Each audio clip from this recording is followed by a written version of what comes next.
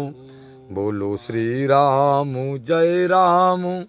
जय सिया राम। बोलो श्री राम जय सिया राम। कि बोलो श्री राम जय सिया राम। बोलो श्री राम जय सिया राम। बोलो श्री राम जय सिया राम। बोलो श्री राम जय सिया राम। बोलिए सीताराम जी महाराज की जय हो। बोलिए राधा रानी सरकार की जय हो। बोलिए श्री रामायण महारानी जी की जय जयकार हो। वाल्मीकि जी महाराज की जय जयकार हो। गोस्वामी तुलसीदास जी महाराज की जय जयकार हो। श्री सतगुरुदेव भगवान की जय जयकार हो। श्री काका गुरु महाराज की जय जयकार हो। श्री सब संतन की जय जयकार हो। श्री सब भक्तन की जय जयकार हो। परम पूज्य वाल्मीकि जी महाराज रामायण में कहते हैं कि रावण के कठोर वचनों से संतृप्त माता सीता को शर्मा ने आनंदित करते हुए पुनः कहा कि हे सीते, मैं गुप्त रूप से भगवान श्री रामचंद्र जी के पास पहुंचकर अब तुम्हारा संदेश उन्हें दूंगी। चिंता ना करो। शर्मा बोली, मैं गुप्त रूप, माया भी है, बोले मैं गुप्त रूप से जाऊंगी भगवान के पास। बोलो क्या खबर देना है तुमको? तुम्हारा संदेशा हम राम जी को सुनाएंगे। प्रथम द्वार पर आ चुके हैं लंका के। शर्मा कहती है तथा उनका संदेशा तुम्हें सिर लगा करके सुनाऊंगी। तुम्हारा उन्हें और उनका तुम्हें। गरुण और वायु भी, शर्मा कहती कि मेरे सामने अपने बेग को भूल जाते हैं। बोले गरुण और वायु भी, शर्मा कहती कि हमारे सामने अपने बेग को भूल जाते हैं। मैं शक्तिशाली है, बेग में मेरे तुल्य वह कदापि नहीं हो सकते। शर्मा के उक्त वचन सुनकर के माता सीता ने उससे कहा कि हे शर्मे, तुम आकाश और पाताल सभी जगह जाने में समर्थ हो, इसलिए यदि तुम्हें मेरा हित करना है तो जाकर शीघ्र ज्ञात करो कि इस समय रावण क्या कर रहा है। बोले अच्छा, ये ज्ञात करो। ये कहा हाँ कि रावण कर क्या रहा है, क्या विचार चल रहा है, क्या मंत्रणा चल रही है रावण की।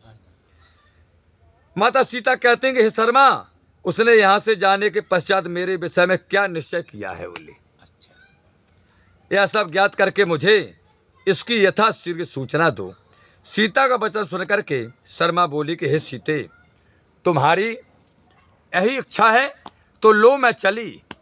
यह कहकर वह रावण के पास पहुंची तथा वहां रावण और मंत्रियों में हुई बातों को सुनकर और सीता विषयक रावण का निश्चय जान करके वह तुरंत ही अशोक वाटिका में लौट आई। शर्मा लौट आई। हाँ, पूरी बात सुने आई, आ गई। माता सीता के मामले में भी सुने आई। शर्मा के लौट आने पर साध्वी सीता ने उसका प्रेम पूर्वक आलिंगन किया, यानी अपनी छाती से शर्मा को लगाया और उससे पूछा कि हे प्रिय शर्मे, कहो उसे दुष्टात्मा रावण का क्या निश्चय है। तब शर्मा ने रावण और उसके मंत्रियों में हुए निश्चय को सीता जी से इस प्रकार कहा। शर्मा कहती हैं, हे सीते, तुम्हें मुक्त करने के लिए रावण की माता ने उससे बहुत कुछ कहा है। अच्छा, किसने? माता ने, रावण की माता कैकसी ने बहुत समझाया कि बेटा जनक दुलारी को मुक्त कर दो। तथा उसके एक बुढ़े मंत्री ने समझाया, कहा कि मालवान ने कहा कि राजन, पुरुषोत्तम भगवान श्री रामचंद्र जी का हृदय से स्वागत करते हुए उनकी प्रेसी पत्री सीता को सम्मान सहित लौटा दीजिए, अन्यथा मुझे तो राक्षस वंश का सर्वनाश अत्यंत समीप दिखाई दे रहा है। भगवान श्री रामचंद्र जी की शक्ति मानव शक्ति नहीं है।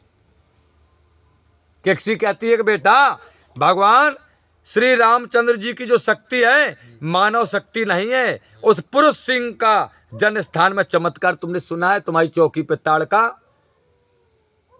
और विश्वामित्र जी राम खर दूषण तीसरा 14,000 सैनिकों को मारा है, वही पुरुषोत्तम श्री राम है। बोले और अकेले मारा है 14,000 सैनिक, खर दूषण तीसरा और ताड़का। उसे सुनकर उसकी देवी शक्ति का सहज ही अनुमान लगाया जा सकता है राम की शक्ति का।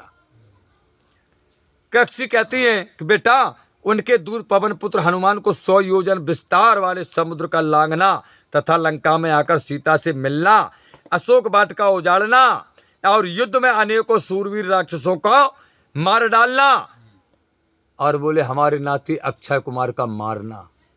बोले एक बंदरा को काम है। बोले बहुत बलशाली बोले जरा बुद्धि खोलो। के कक्षी कह रही रावण से कि बेटा बुद्धि खोलो, एक बंदरा कितो काम करेगा है को, उनका दूत है। इस प्रकार उसकी माता और वृद्ध मंत्री ने उसे यद्यपि भांति भांति से समझाया। शर्मा कहती है कि हे सीता, तथापि वह काल के वशीभूत हुआ रावण युद्ध में मरे बिना तुम्हें छोड़ने के लिए तैयार है ही नहीं।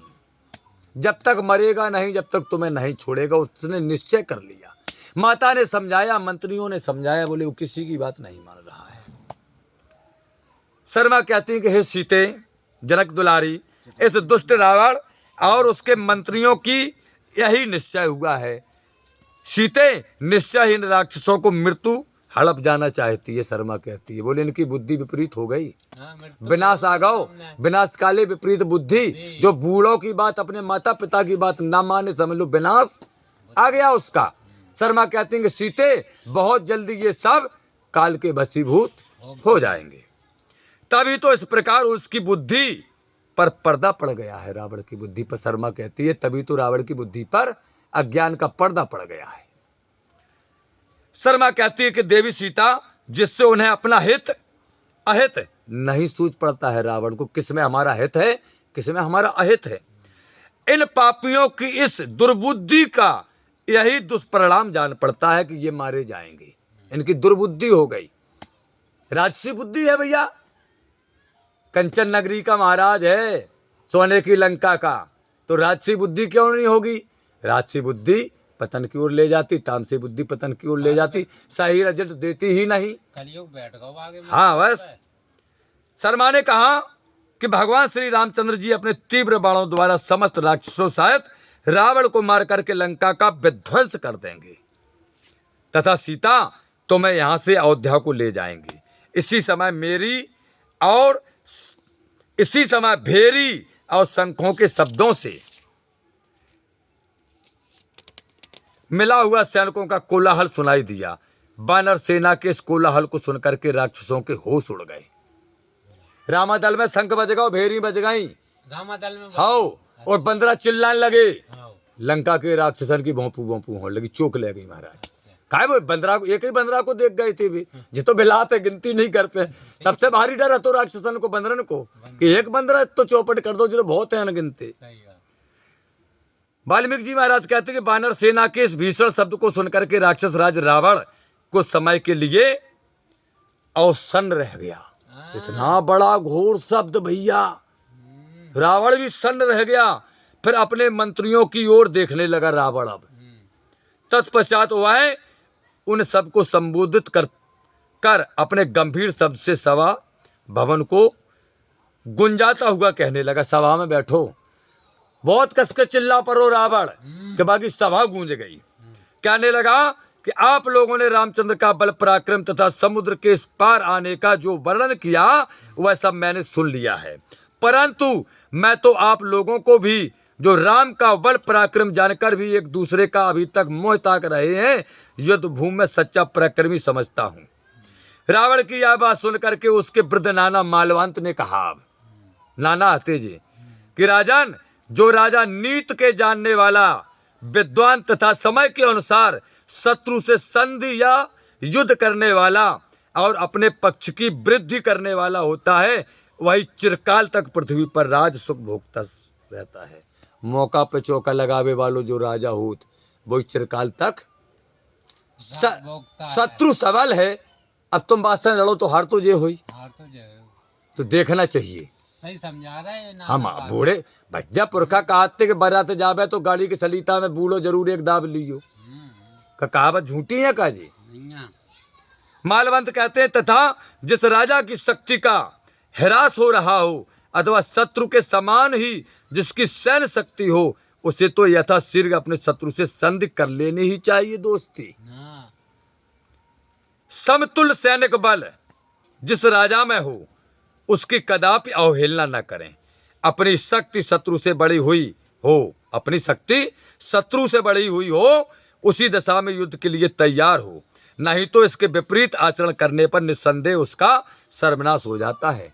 अगर शत्रु से तुम्हारी शक्ति बड़ी है तो लड़ो, और कमजोर है तो बिल्कुल नहीं लड़ो, नहीं सब चौपट हो जाए।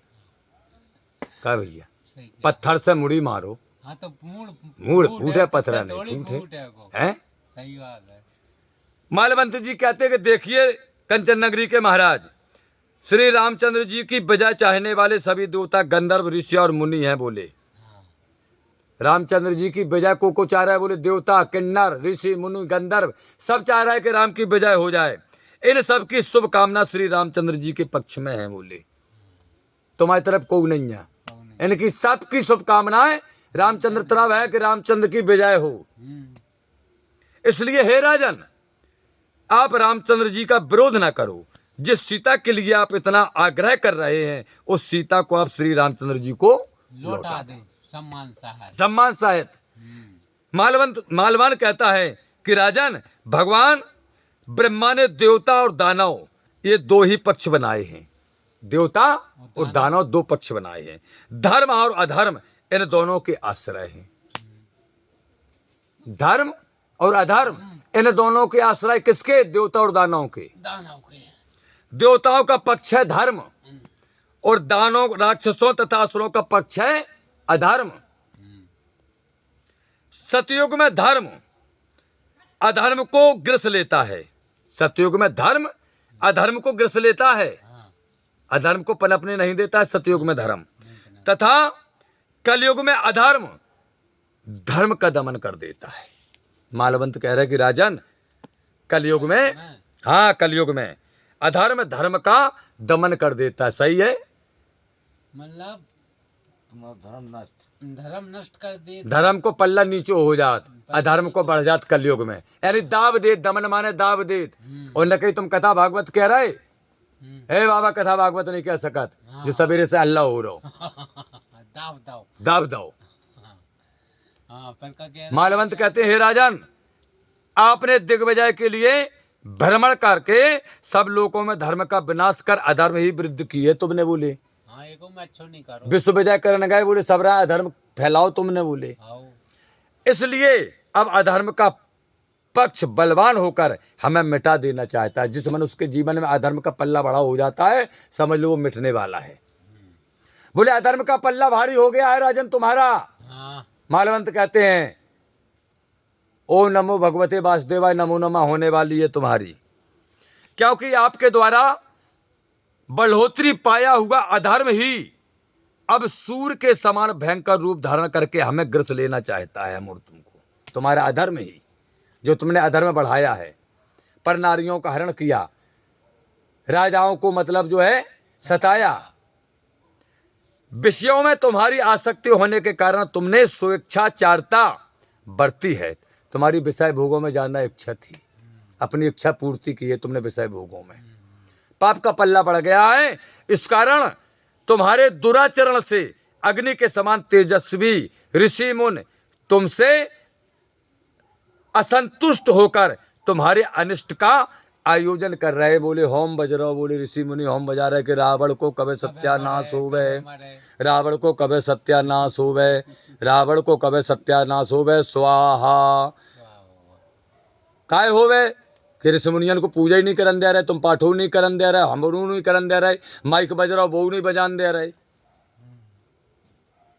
मालवंत समझा रहा है, खास नाना समझा रहा है कि रावण तुमने ज्यादा धर्म कर दिया, इसलिए ऋषि मुनि तुम्हारे सत्यानाश का हवन कर रहे, आयोजन कर रहे हैं। बोले आहुतियां दी जा रही हैं तुम्हारे अनिष्ट की, उनका प्रभाव बड़ा ही अमोघ है। बोले ऋषि मुनियों का श्राप जो तुमने दिल दुखाया है बड़ा अमोघ है। बोले उन्होंने तपस्या के द्वारा अपने अंतःकरण को शुद्ध किया था ऋषि मुनियों ने। बहुत सारे से उठत कथा भागवत वाचत, होम नोम करत हैंगे, सब कछु करत, और तुम करन नहीं दे रहे कछु।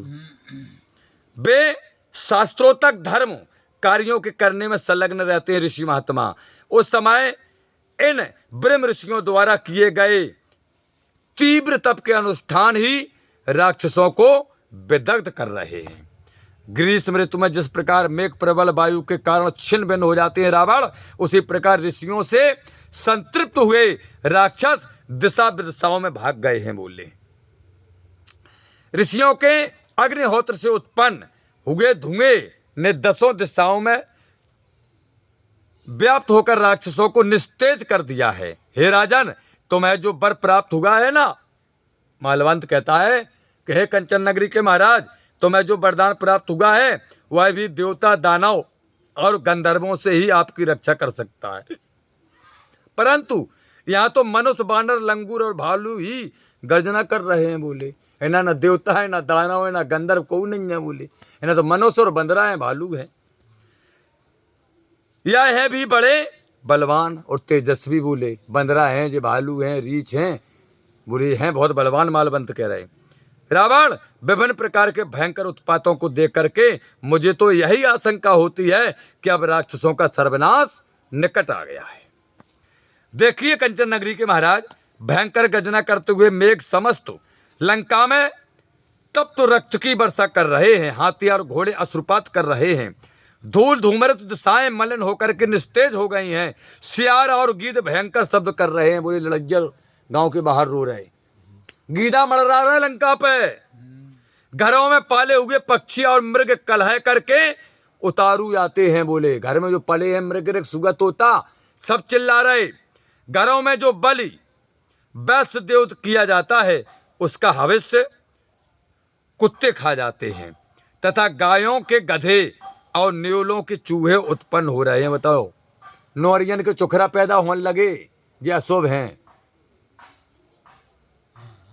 कुत्ता को भोजन गैया खा रही, अशुभ है। काल के द्वारा प्रेरणा किए गए कपोत राक्षसों के विनाश को सूचित करते घूम रहे हैं। इसी प्रकार के और भी कितने ही मालवंत कहते हैं कि हे कंचन नगरी के महाराज, दशग्रीव अब शगुन हो रहे हैं। इसलिए राजन, रामचंद्र जी के साथ युद्ध रोपने में हमें भलाई नहीं दिखती। बोले उनसे युद्ध रोप रहे तुम जो, हमें भलाई नहीं दिखती। यह कहकर बुद्धमान मालवान रावण के मनोभावों को समझकर चुप हो गया। वो समझ गया रावण के मन की बात, कि जो काऊ की बात मानने वाली नहीं। तो आज की कथा का समापन। हे प्रभु आनंद दाता, ज्ञान हमको दीजिए, सिर गुसारे दुर्गुणों से दूर हमको कीजिए। लीजिए हमको शरण में, हम सदाचारी बने, ब्रह्मचारी रक्षक वीर वृतधारी बने। यह कार्य जो मैंने उठाया आप ही की आसु से, ऐसी कृपा हो नाथ की जो पूर्ण हो वे दासु की। दीनानाथ अनाथ का भला मिला संयोग, यदि आप तारो नहीं तो हंसी करेंगे लोग। लखन सिया रामचंद्र शंकर हरिओम, जय जय सिया राम, जय जय हनुमान।